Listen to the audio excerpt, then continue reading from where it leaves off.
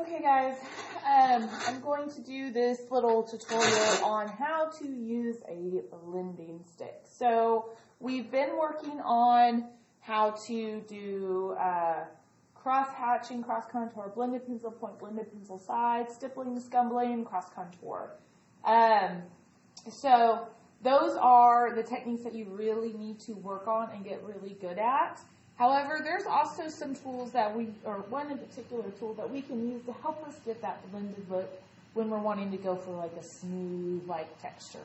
A lot of you tend to use your finger, which is something you don't want to do. Your finger tends to give like an oily look to your paper, especially when you're working with graphite. So I would not use your finger. If you absolutely have to use your finger, you want to make sure you wrap it with a Kleenex to cover it and help prevent oil from getting on the paper. However, the whole point of what we're doing right now is learning how to use blending sticks. So these are blending sticks. They come in different types of sizes.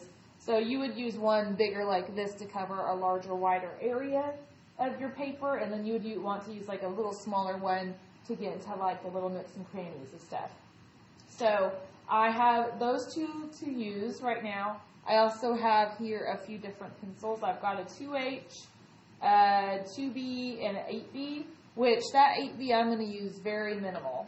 Okay, so I will probably start with my 2B. I will say that blending sticks tend to work better when they have softer lead to push around. When you use those H pencils,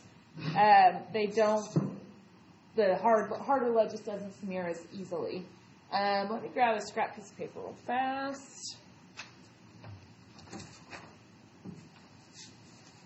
Okay, so I'm going to show you another little trick later with this. So, alright, so we see here on our worksheet, we have an example now. This example of this frog, this is the original, my original copy, which just the values are a bit better.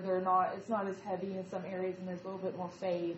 Unfortunately, the copy machine does not pick up all those values very well. So I posted in Google Classroom a photograph of this frog so you can see the better values. And you want to try to make it look more like this than that because, again, it's really harsh shadows here.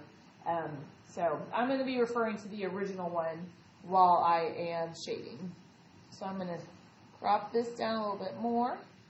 Okay, so now the reason, as you can see here on the handout, it says, see how shading things brings them to life. Use the shading techniques in a shading stick. So this is one reason we want to learn how to shade is because we turn in just this drawing into what looks like more like a 3D form. Even though it's not really 3D form, that's kind of what we're trying to make it look. So we want to get good at shading because that's what gives us a little bit more realism. And those of you that don't like realism, you got to learn the rules before you can break the rules. So in art, we need to learn how to do it. So if you choose not to do it in the future, it's more of an artistic decision instead of just not knowing how. So anyways, so I'm going to start with my 2B. I think I already had that in my hand and I set it down. And I'm going to start more where it is darker. So I'm going to start kind of in these darker shadows here. That way, if I go too dark, I'm not going too dark in an area that should be really light. So I'm going to start kind of in here. And I would really like you to follow along with me.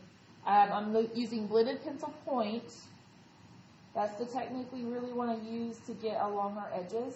Now, these blending sticks, they only work if you have graphite on the paper already.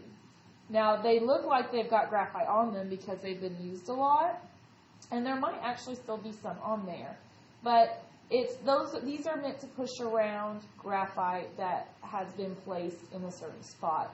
You don't really want to use them to just apply all of your shading with because it doesn't provide the graphite. You've got to use the pencils. So we're going to apply some of the techniques that we've already been working on. So I'm using kind of a combination right now, a blended pencil point and blended pencil side, maybe a little bit of hatching and cross contour, as you'll get to kind of understand that we always do kind of use a little bit of a combination. So I'm going to use that. right there. Now I'm also, because this is a rounded object, and just like when we did our circles and our cones and stuff on our worksheet, any rounded object is going to have this little shadow along the edge to show that it's curving back. So we're going to apply our pencil kind of around here too, around the legs. And I'm going to do all of that really before I get too crazy in there with my blending sticks. So I'm going to do pencil. Again, these are my shadows. So I'm doing it using a 2B, but if you don't have these, you could just do a regular number 2 is fine. And you could actually probably get enough graphite on the paper with your mechanical pencil. So even if you don't have a regular pencil, you blended pencil side, that shouldn't stop you because your blending stick is going to help. But you have to, let me show you something real fast. I should probably show you. Because we're doing this anticipation to use the blending stick. However, if you do your strokes really wide, these blending sticks aren't going to do much. Like most of that I just did was from the graphite on the paper, but it didn't blend anything together. It just, the line's still there. So you still have to do your overlapping strokes. You still have to apply these techniques that we've been working on, and then this will just kind of come over and push it together and make it look more smooth. Okay? So this is what we want, this is what we don't want. So again, even though we're using this tool, we still have to apply our pencil technique. So I'm still doing my overlapping strokes. And I will, as I fade, I'm going to go ahead and kind of, I'm looking at this picture as I work. So I've got these dark shadows, but it kind of fades out. But I could probably get a lot of that fade with the blending stick, so I'm not going to worry about fading too much, just a little bit. So when I want it to fade, I'll space my strokes out just a little bit more. But I'm going really light pressure. But because I have the heavier shadows there, that blending stick will be able to grab some of that, more of that graphite right there, and we'll be able to kind of push it around. Okay, I'm going to just go ahead just to kind of show you what this will do. So you can see here, I've got just a little bit of this shading. Okay, you can see some of my strokes, but again, they're really close. They are not crazy spaced out like that. They're more close together like that, so my blending sticks can do a better job. Now along these edges, I'm going to grab this little one. A lot of my little ones are kind of bent. I'm supposed to be getting more, and I ordered the ones to go here in the back order. But hopefully those of you that have your own set will be able to just use yours. Now, you can see I'm applying my blending stick, and how much that has really changed. You can compare. Now, I don't want to leave it like that. It did blend it together, but I don't want to leave it like that because we need a good gradual change of value. We always want to have a good value change. So I'm going to let that kind of fade out even more. There. So that's a way better fade. So I want to kind of fade this out a little bit more here. I don't want to fade it out too much because he's got a little bit of a highlight on his top of his lip.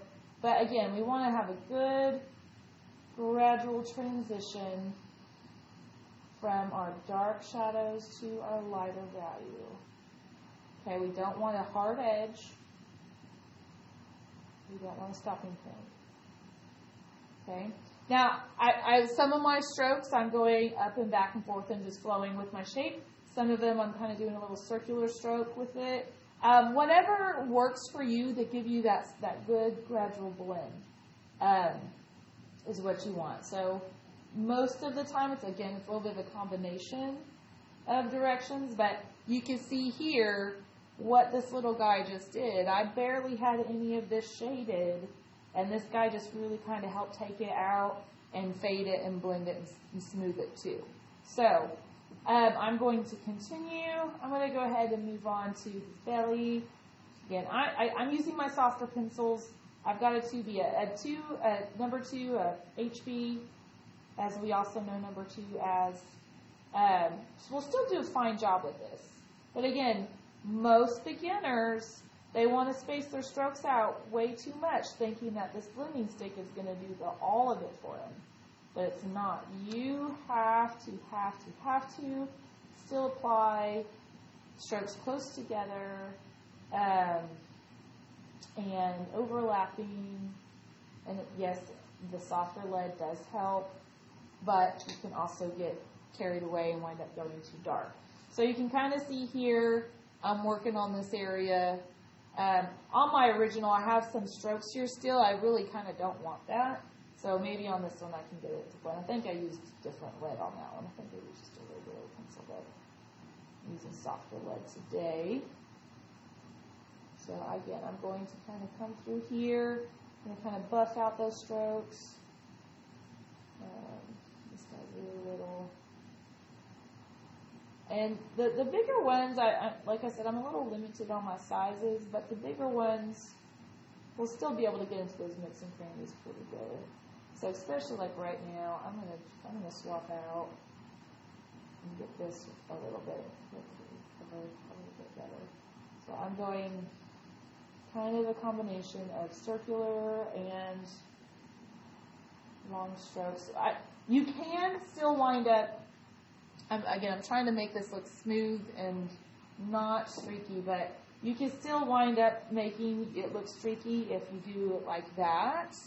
And that's just the graphite that I have on my paper. But even if you're blending your stuff out and you're still going like that and not overlapping your strokes here, you're going to still get a streaky look. So even using this, overlap strokes, okay?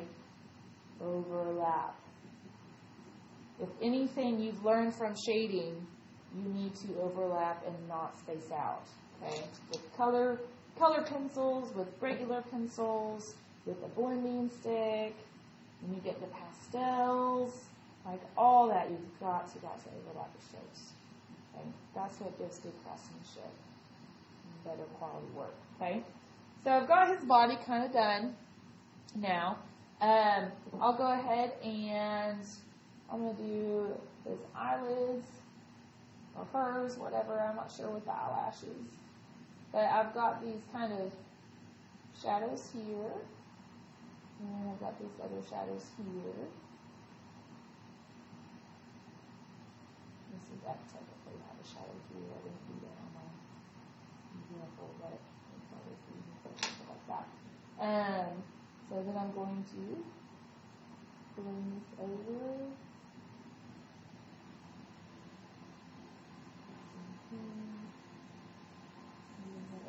Now the reason this is actually might go too dark, just erase it a little bit.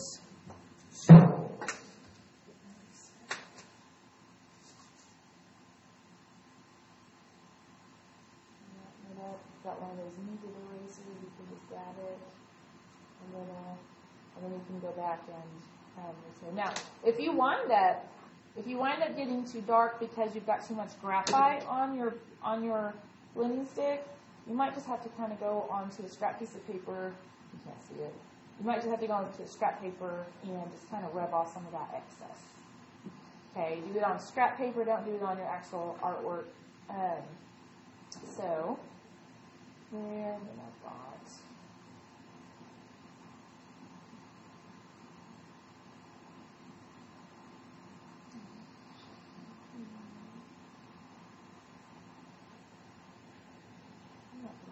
That orange document that we later like this kind of take it and see. And give that around the shape. Now, what I'm going to also do here, because it's round, I'm going to kind of give a little bit of a shadow in here to show that it's still a rounded shape.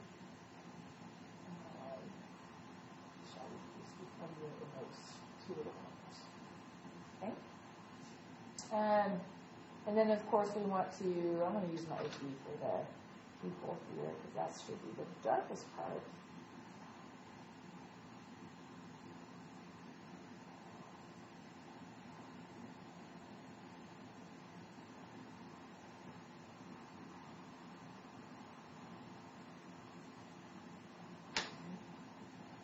And even with my HB,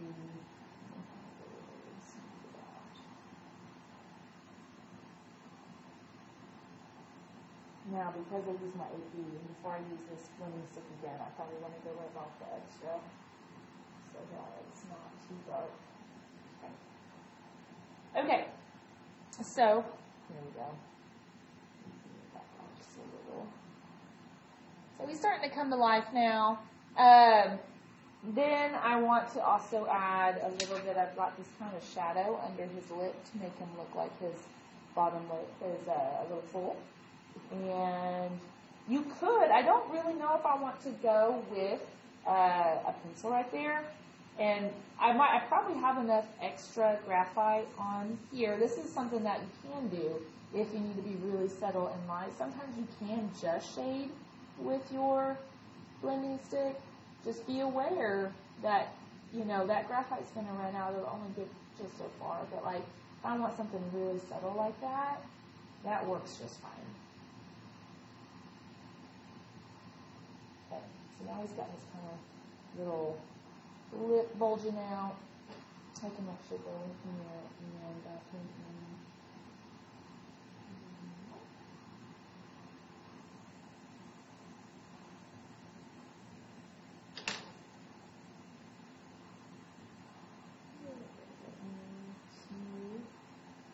I'm actually going to add a little bit of a shadow right here. I don't think my original picture has that, but that will give a little bit more, like our top lip hanging over our bottom lip would create a shadow, especially the way this little guy's grinning. Okay, so I added that. So now I just got to finish out the arms and legs. So I'm going to stick with my 2B. I really like how that one's working. So I'm going to come in here. My arm is overlapping my leg. You always kind of want to be aware of when you're shading what's overlapping what, because whatever is overlapping something is going to cast a shadow on what's underneath it. So this is overlapping here, so I'm going to have a bit of a shadow here. Again, I'm doing overlapping strokes still. This is on the top part of the leg, so likely catch here. You also kind of just have to keep in mind, like, where's my light coming from? So I'm going to have more of a shadow down here. That's going to kind of, it is going to still have a little bit of a shadow along the side here because it's rounded. So I'm going to start with that. Go back to my little blending stick. Again, overlapping strokes. I don't want to see a hard edge on my shading. But I am going to let this kind of fade up here still a little bit more. So I could, value change is a big deal. So I could come back here. I've got the shadow on my knee here because it shows that it's rounded. However, my knee is overlapping my stomach a little bit, so if I wanted to, I could probably go in here and darken the shadow up a little bit more. Give some better contrast. Contrast, having a good range of value, really makes your artwork be eye-catching from a distance. So if you have everything too light, people won't be able to see what's on that paper from across the room. You really want to have good contrast. That means a good range of darks and light value. So that you can see how much that kind of made that pop out more. Okay, so moving on to my foot here. I've got these little lines here that kind of show like maybe one sticking out higher than the other. So I do have my foot being overlapped on my leg. And according to my example, I'm going to have it lighter in the middle here. Okay. Here. Again, overlapping strokes still. I am still fading with my pencil too. So that my blending stick is still going to take it, but it's not going to, if I fade with my pencil, it helps not make it too dark as well. If I have it too heavy on my graphite, then I have to go back and do a lot of erasing. Okay. So I'm going to still sort of have a little bit of a light shadow right here, because it's still kind of being overlapped by the knee, but I'm not going to go all the way.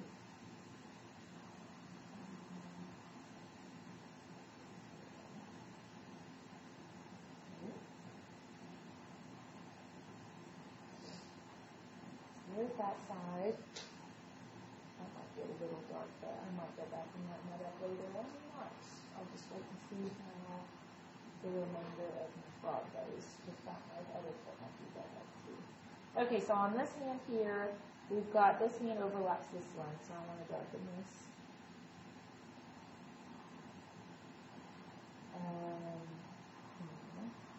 And then I think I'm going to just sort of be really kind of light. I think I'm going to take just my blending stick and just sort of go along my edges with my blending stick just to show form. He's not a white albino frog, so he would have tones of gray. Even the little warts and stuff would have tones of gray. But there'd be a lighter gray for, like where the light hits. Even if he was an albino frog, he'd still have lights and shadows hitting him. So I guess that kind of made my earlier comment null and void. It's so fine. Okay, so I'm going to, I don't like how these ranges of gray are too similar right here. So I'm going to go back in here.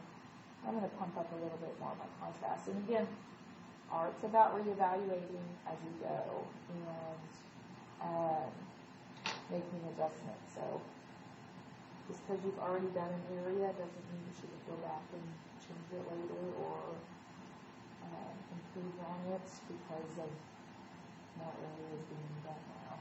That's the big guy.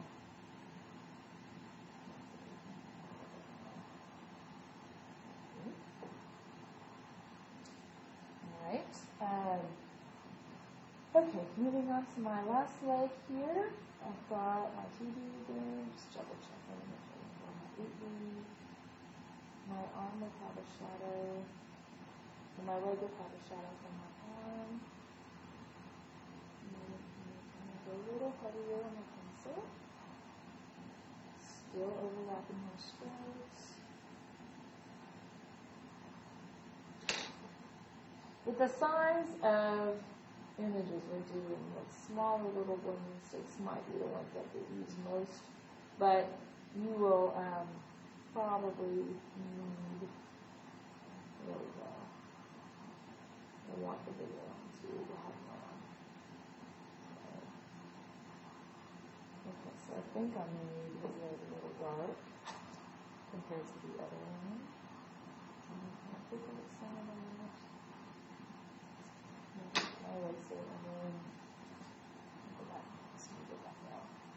Again, I'm kind of going in sort of every direction to smooth out, especially if you get strokes. If you wind up having something that looks like this looks really bad. If you go back on top of it and go in circular strokes, that kind of helps blend it out, or go in the opposite directions, just like we did in our color pencil technique. Okay.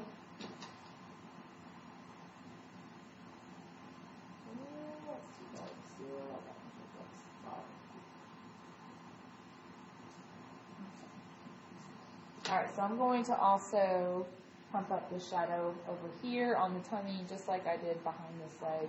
And that, again, just makes that leg kind of pull forward a little bit more. And it'll make it just seem more, like there's more depth. And that's what we want in our shading. We want to create depth.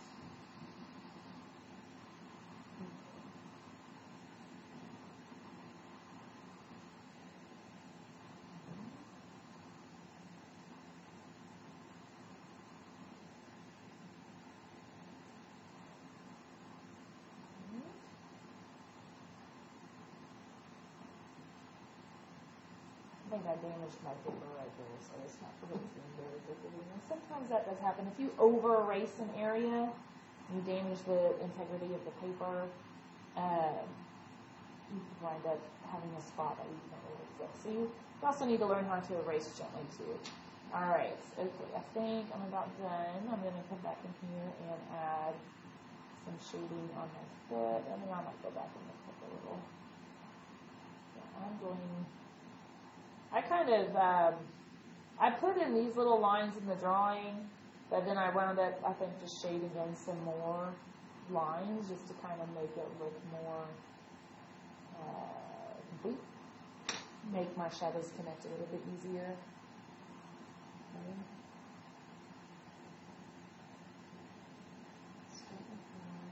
Now, beware, I'm a lefty, and lefties mainly, righties do too, but when you start shading, you'll notice too, if you drag your hand through your paper, you're going to get a really big, dirty hand, and you might wind up smearing your artwork as you go.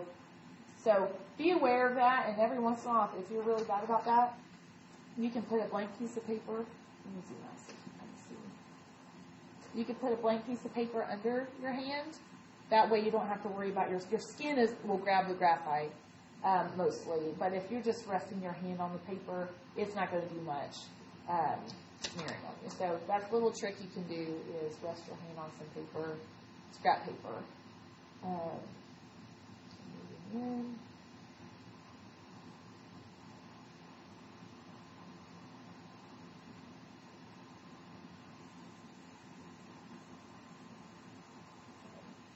So each little line really kind of indicates like either a highlight or a shadow. I mean, you can determine a little bit. I think I went a little darker on that foot than I did on my example. That's my example one.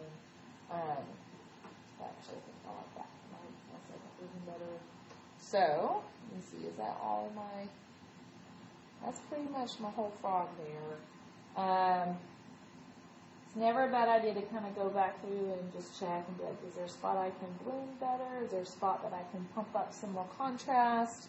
But every good drawing should have a few different ranges of value. Like, don't ever just have like a white and a gray or a black and a white. I mean, depending on if you're doing scratch art, or even scratch art, you get gray tones in.